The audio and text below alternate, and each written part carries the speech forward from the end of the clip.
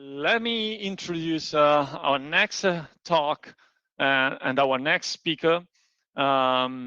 His name is Andrea Continella. He is an assistant professor and postdoc at University of Twente in the Netherlands. Of course, he is Italian. He comes from Sicily.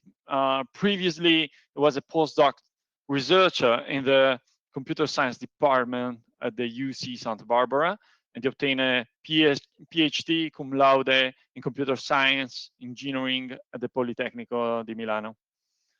So his research activity focuses on security, system security, malware analysis, mobile IoT, security, privacy, automated vulnerability discovery, as we will see in this next talk, and large-scale measurement of security issues. So he published several research papers, academic papers, and serves the program committees of well-known system security conference and workshops. So he is also organizer of some CTFs and participant to some CTFs. He is part of a Shellfish team and co-organize some CTFs like Poly CTF and the ICTF. His next talk is about identifying multi-binary vulnerability embedded in firmware at scale.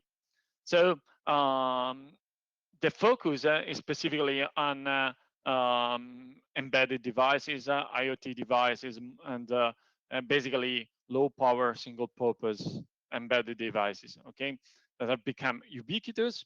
We know of recent larger-scale attacks, for example, the Mirai botnet and similar botnets performing DDoS larger-scale attacks,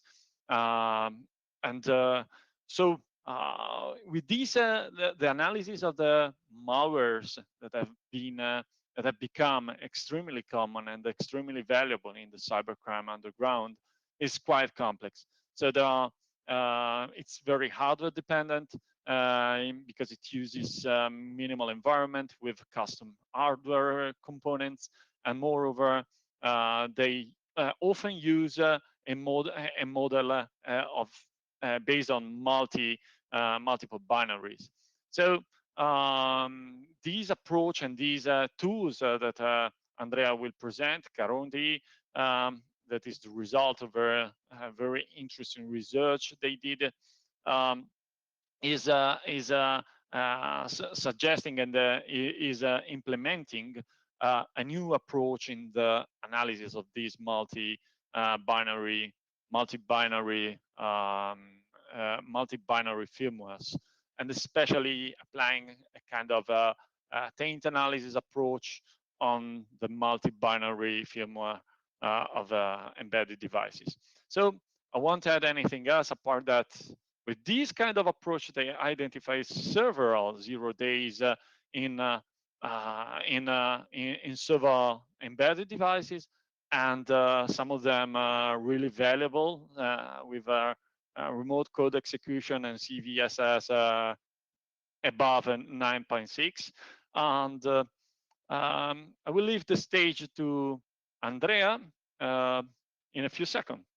Bye. Hello everyone, thank you for virtually attending my talk. I'm very happy to be part of this second edition of No Head, even if unfortunately not in person. My name is Andrea Continella. I'm an assistant professor at the University of Twente in the Netherlands, and today I'll talk about a research project on automated firmware analysis in collaboration with some folks at UCSB. So first of all, why do we want to analyze firmware? Well, I'm sure you noticed that IoT devices are nowadays quite popular. I would say they're everywhere, and there exists a very large amount of different devices, right? So we have smart toasters, smart lights, smart bulbs, and now we also have a smart egg minder. It's not clear to me what this is supposed to do. But anyways, the common thing is that we have seen all of these devices often being vulnerable. And not only they contain indeed security vulnerabilities, but we have seen such vulnerabilities being actively exploited by attackers in the wild. And the most famous example is probably the Mirai botnet, where thousands of IoT devices were compromised to perform a large distributed denial of service attack. Now, one interesting aspect in this scenario is that often the vulnerabilities that we find in these devices are quite old types of vulnerabilities, or things that we have known for a long time and for which attackers do not really need advanced, sophisticated exploitation techniques. And in fact, firmware often does not present many of the protection mechanisms that we are used to in modern operating systems. And here I'm thinking, for instance, at randomization or control for integrity and so on. But at the same time, firmware presents some significant differences when compared to, for instance, desktop applications that make traditional security analysis hard to apply. And the main reasons are, first of all, that firmware is heavily hardware dependent. So it relies on many peripherals. Just think about a smart camera where the firmware is programmed to directly talk to the camera sensor to retrieve images. But also firmware lives in unique, minimal and execution environments with non-standard configurations. So for instance, shared memory, hard-coded addresses, but also custom interrupt enders that can be implemented within the firmware image. And on top of this, of course, there are several architectures, sometimes also proprietary ones. These things make things a little bit tricky to implement. So if we want to analyze a firmware image, what we can do, first of all, we can try with dynamic analysis, right? So imagine that we can emulate our firmware image and we can run our coverage guided file set. Well, unfortunately, this is not very generic and reliable at this time. There have been recently some very promising works in this direction, but we're simply not there yet. And the reasons are, again, that mostly because firmware is heavily hardware dependent. So properly modeling and implementing dynamic analysis environment for firmware is challenging. This because this environment has to model and implement peripherals, DMAs, interrupt enders, and so on. So all these things are quite tricky to deal with. The alternative, of course, is that we could instead use static analysis, which does not suffer from many of these limitations. But here the problem is that current approaches do not scale and generate too many false positives. And the reason for this that we found in our research is that firmware is mostly multi-binary. In fact, the vast majority of firmware images are Linux-based, and in practice, they consist in a squash file system that contains hundreds of executable binaries. You can see an example here of a firmware image that contains 240 binary programs, but on a larger scale, we found that on average, a firmware sample contains more than 150 executable binaries. Of course, not all these binaries are indeed used and needed to implement the firmware's functionality, but some of them do. And the typical architecture of an embedded system consists in a binary in a program, usually a web server, that receives requests and forwards the request to an handler binary.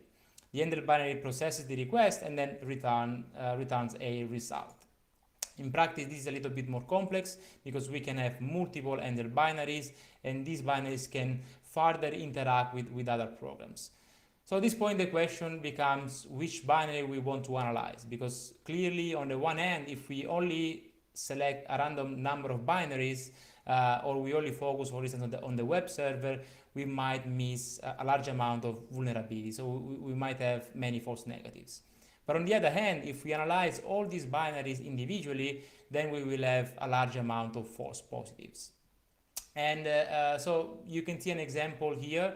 This is from a real-world firmware image where we have the corresponding source code of a binary program on the right, and this program receives and reads data from two environment variables.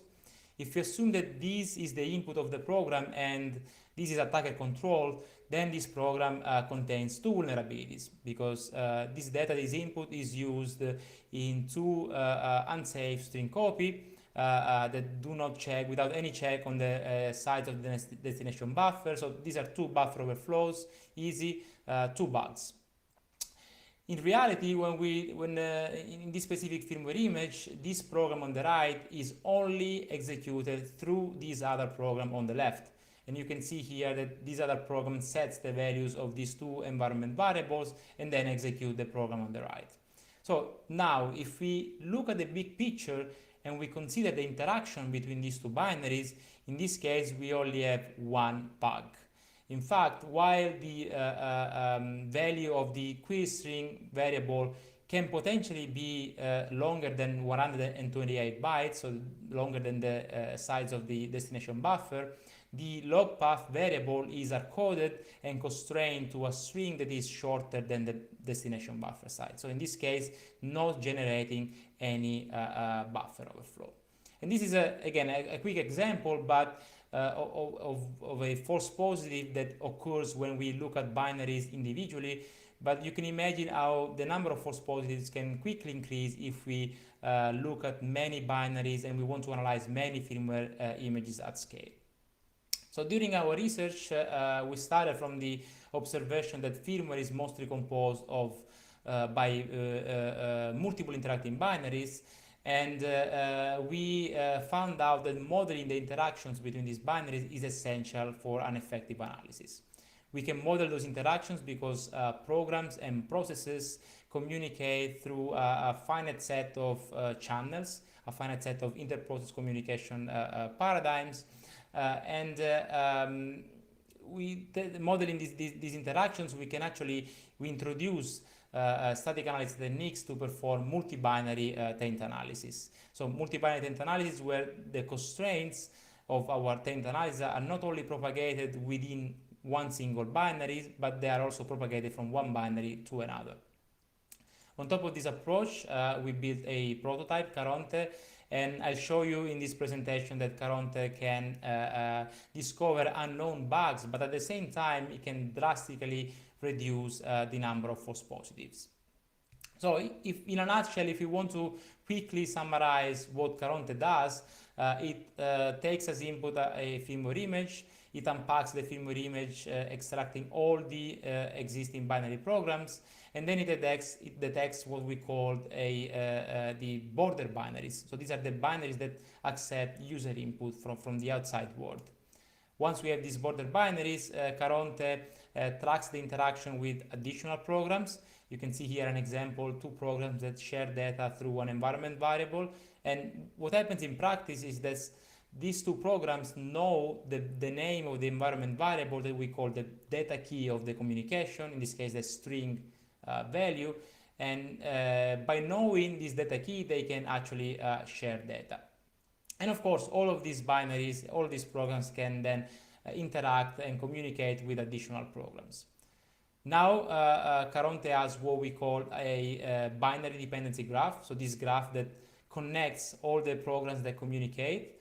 And we can run our multi-binary taint analysis. So we start collecting constraints on the tainted data. And in this case, in this example, we can see that these programs share data that is supposed to be up to 512 bytes. But when this data reaches the very last binary of this chain, it is copied into a buffer that is only 500 bytes. So in this case, leading to a buffer overflow. So now things are probably not super clear. So let's have a closer look at the different steps that Caronte performs. So the first step, as we said, is unpacking the firmware image. So we use binwalk to unpack the firmware images. And once we have extracted all the binary programs, we want to automatically identify the border binaries. So those programs that accept user input. The intuition here to do so is that these programs will need to parse user data, so they need parsers. And there exist in the state-of-the-art techniques that allow to identify parsers in binary programs. We extended these techniques by specifically focusing on network parsers. And so what we do to identify these binaries is that for each function in all of the binaries contained in a firmware image, we compute a set of features. We compute the number of basic blocks, the number of memory comparisons, the number of branches, the number of network-related keywords. And also we check whether there is any data flow between a receive function and a memory comparison. All these features produce numerical values that we sum up together using this formula with some constants and weights. But what happens here is that for each function we get a score. And then we select as the score of each binary the highest score of its functions. So now we have for each binary a parsing score, and we want to identify border binaries, so we use machine learning, specifically clustering, to identify those binaries. If you're not familiar with machine learning, imagine that given the distribution of the different parsing score, we automatically select the group of binaries that present a significantly higher score than all the other binaries. Cool, now we have our border binaries, and the next step is that we want to identify interactions with other binaries so that we can build our binary dependency graph. To do so, we use a static taint engine, and we start by tainting data compared against net related keywords. The assumption here is that this is the input of our firmware. And we also manually created a list of net related keywords that we use for this step. Then we start the taint exploration, and we rely on some modules that we call CPFs, communication paradigm finders, that reason about the different inter-process communication paradigms. So for instance, we have a specific module for identifying socket-based communication, another module for identifying file-based communication, and so on. And so whenever for each basic block that we analyze during our taint exploration, these CPF modules identify whether there is any data being shared, and if it is so, they perform three tasks. They first of all recover the data key of the communication. Then the second step is to determine the flow direction, so whether the binary that we are analyzing is actually sending or receiving data. And finally, in the case the binary is sending data, we want to find all the other binaries in our firmware image that, using the same data key, receive data. So we can see this again in an example. So here we have a comparison against network related keywords. So in this case, the string SOAP is our keyword. And so in this case, we consider P, the buffer P, as our input, so P is tainted. What happens is that this buffer is then returned by the parse URI function, and so also the buffer data is tainted now. And this buffer is later used in a setenv. So here our CPF identifies that there is some data being shared. It extracts the data key, so that the query string value, and it looks for other binaries that receive data using the same data key. And we can see here on the right, the receiving binary that using the same data key query string receives data from the environment variable. Whenever this happens, or whenever we find these communications, we basically produce an edge in our binary dependency graph that connects these two binaries. When we do this for all the binaries contained in our image, we have our fully built binary dependency graph. We can start our multi-binary data flow analysis. So in this step, we track how data is propagated from one binary to another, and we collect constraints, the constraints that each binary applies to the tainted data. We implemented this on top of Anger, a popular binary analysis framework that also implements symbolic execution. And you can imagine here that one of the big steps, the big problem here is that when we do so, we should consider all the possible paths in a program that apply constraints to our tainted data. This is of course unfeasible, so what we do is that we explore paths within a certain time limit, and we propagate only the least strict set of constraints to the next binaries. Why the least strict set? Because we are looking for vulnerabilities, and under constrained data is more likely to lead to security vulnerabilities. So let's come back to our example. In this case, this is the location where data is being shared. And if we go back, this data can be produced by two different paths. The difference between these two paths is that in the second case, the data is constrained and can be up to 127 bytes, while in the first path, there is no constraint at all, so that the size of the buffer P is not specified, is unlimited potentially. So in this case, since we want to look for vulnerabilities, what we do is that we select the least strict set of constraints. So in this case, we go for the first path, and in the binary on the right, we set the query buffer to be unconstrained. Okay, nice. Now the last step of our approach, while we do our data flow analysis, we want to uncover vulnerabilities. So the type of vulnerabilities that we look for are buffer overflows and denial of service vulnerabilities, specifically attacker control loops.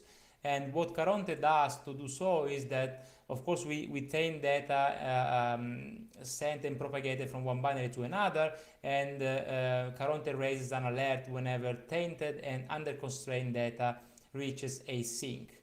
What's async for us? Async is a memcopy-like function, so any function that is semantically equivalent to a function that copies data from one source to a destination, but also a difference of tainted variable and a comparison of tainted variables in loop condition.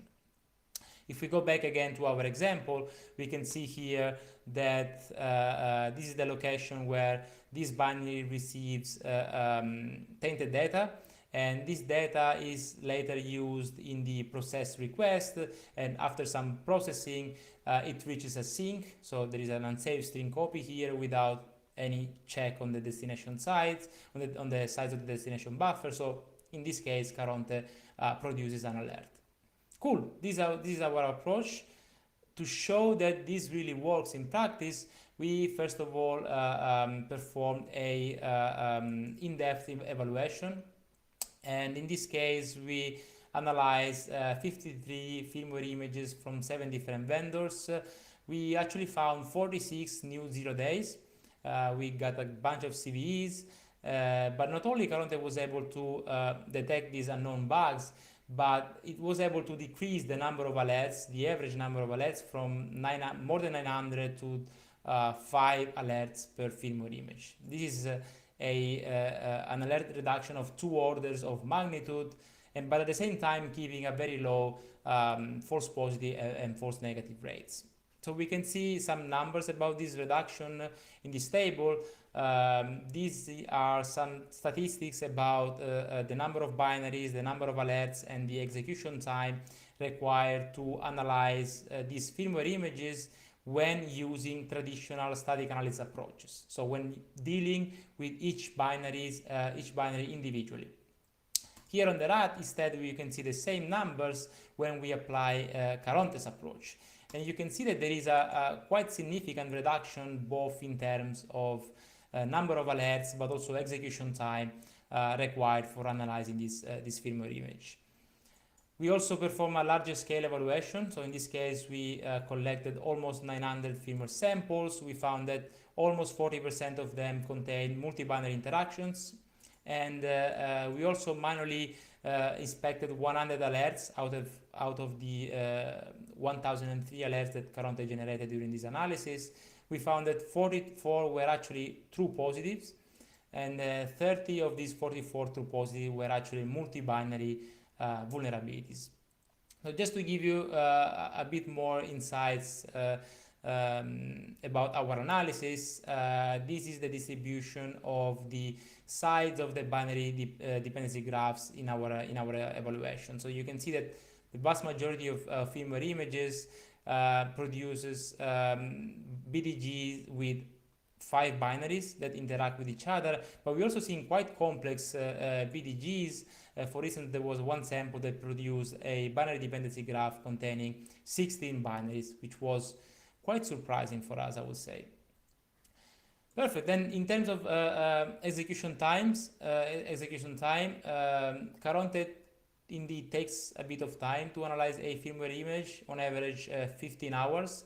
But the good thing is that this time scales well when the size and the complexity of the firmware image increases. You can see in these two charts on the right, and you can also see in these charts there are some spikes. This was actually due to implementation issues, specifically because Caronte is still using, unfortunately, an older version of Anger that was not optimized and was taking a lot of time to compute some control flow graphs. This is now way faster in the latest version of Anger, and we will hopefully soon update our prototype of Caronte. So now you've seen, you know how Caronte works. Let's see how to run it. So we released all our code on GitHub. You can see, you can find it at this URL. And in the same repository, you'll find instructions on how to download a Docker image that comes with Caronte already installed and ready to be fired. And if we look at this Docker image, you can see you can find here some folders and our code. And to actually run the tool, you need to create a configuration file. So we have some examples here.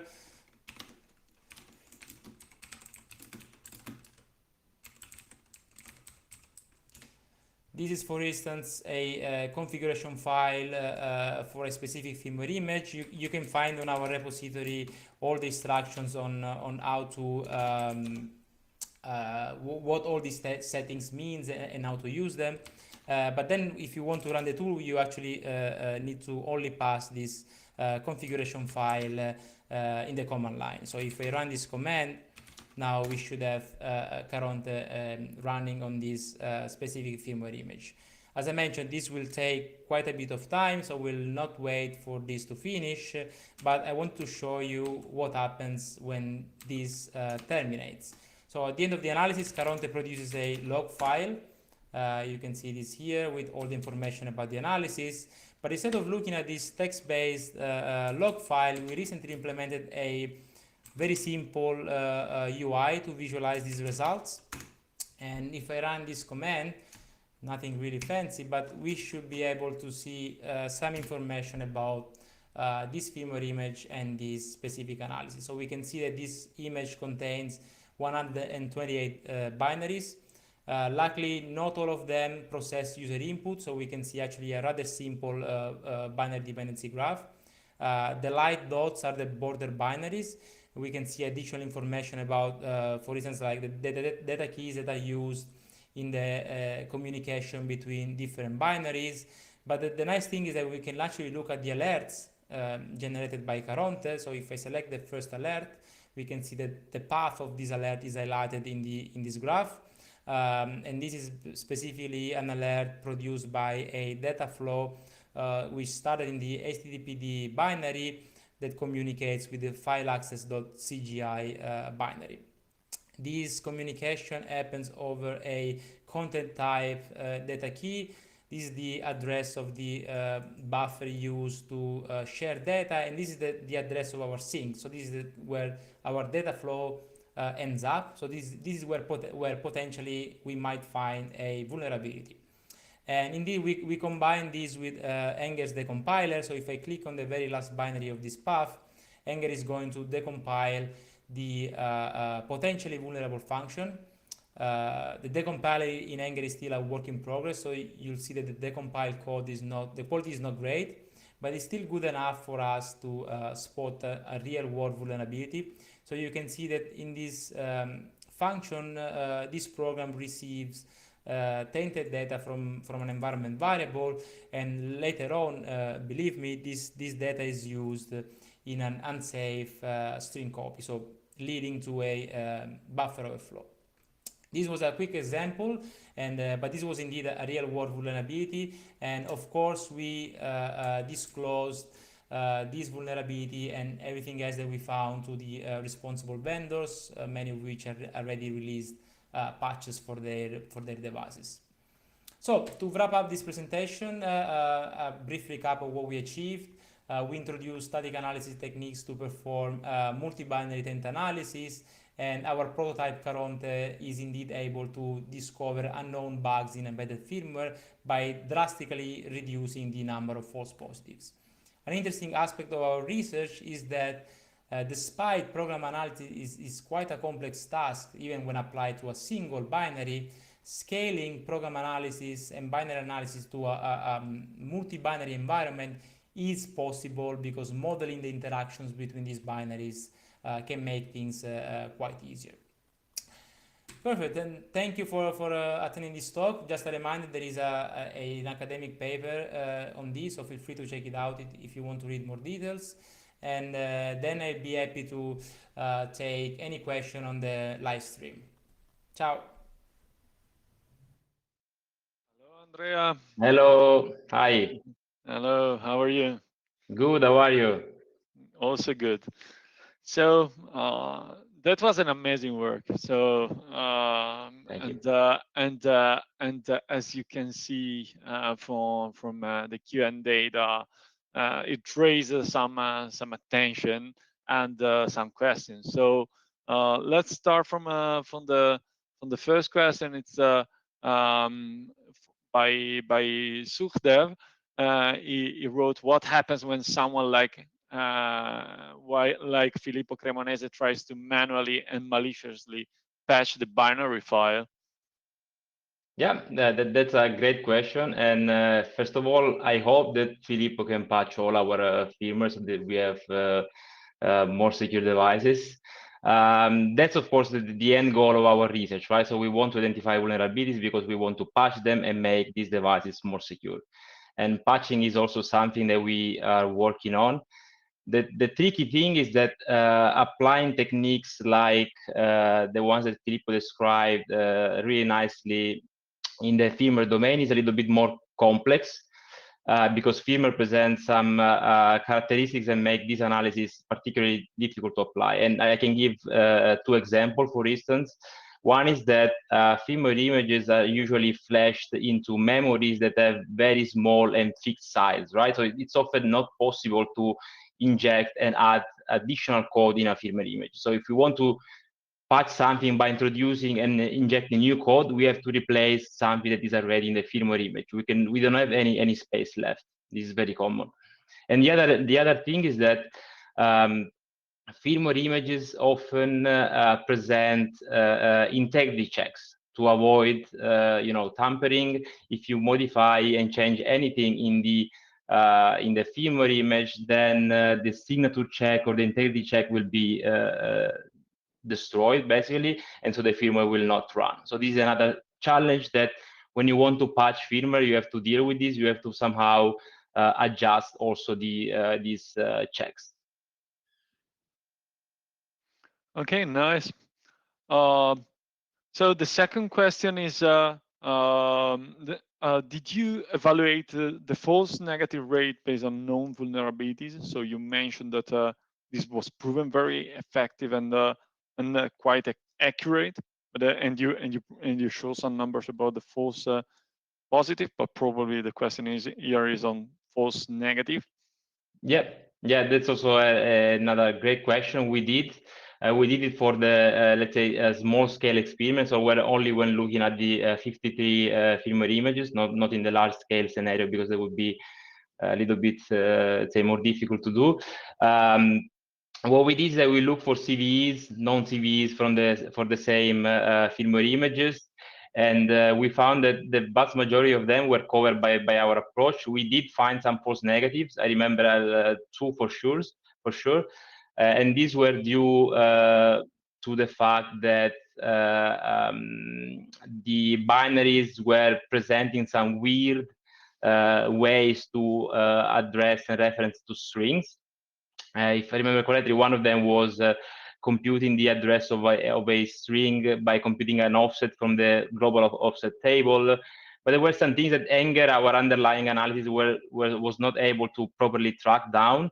And so we missed some strings, and this resulted in us failing to identify the border binaries, which is let's say the initial part of our approach. And so this made the analysis fail. What we did is that to check that this was still, let's say, the later part of our analysis was still working, we manually added these binaries as border binaries, and then Caronte was able to detect the vulnerabilities later on. But indeed, there are some, of course, some limitations. Yes.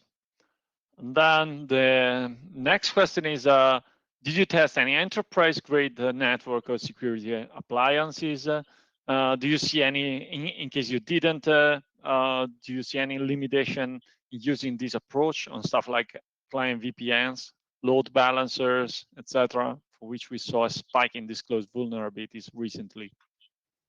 We did not test any of these security appliances. On a, let's say, on a high level, I don't see any specific limitations that could prevent this approach to be applied. There might be some, engineering or technical difference that we might need to implement in the case these appliances present some differences. But on the high level, I would say that this can be applied even in these scenarios. Okay, thank you. And so we look forward to have a huge number of CVEs coming from something like this, no?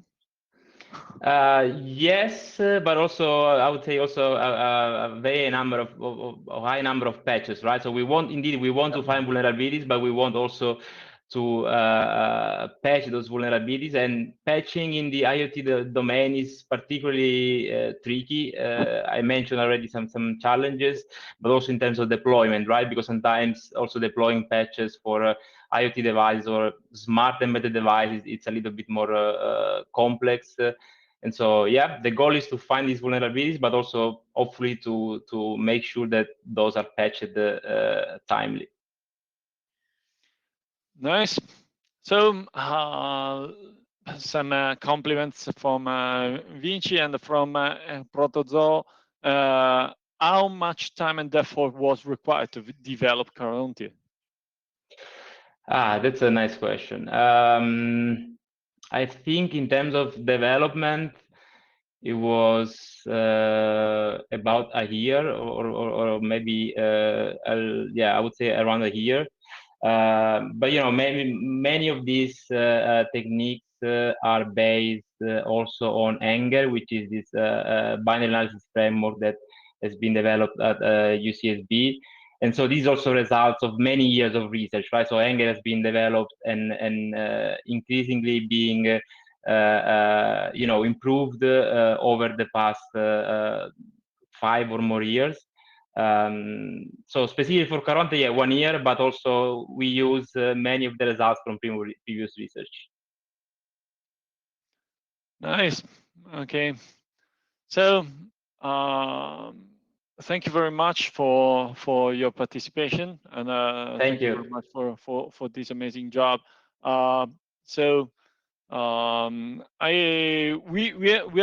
have arrived at our first break, so have a nice lunch. I don't know what you are going to eat in the Netherlands. Something Italian, I hope. Yeah, of course, something Italian. I think there's some nice pasta will be the easy solution for this.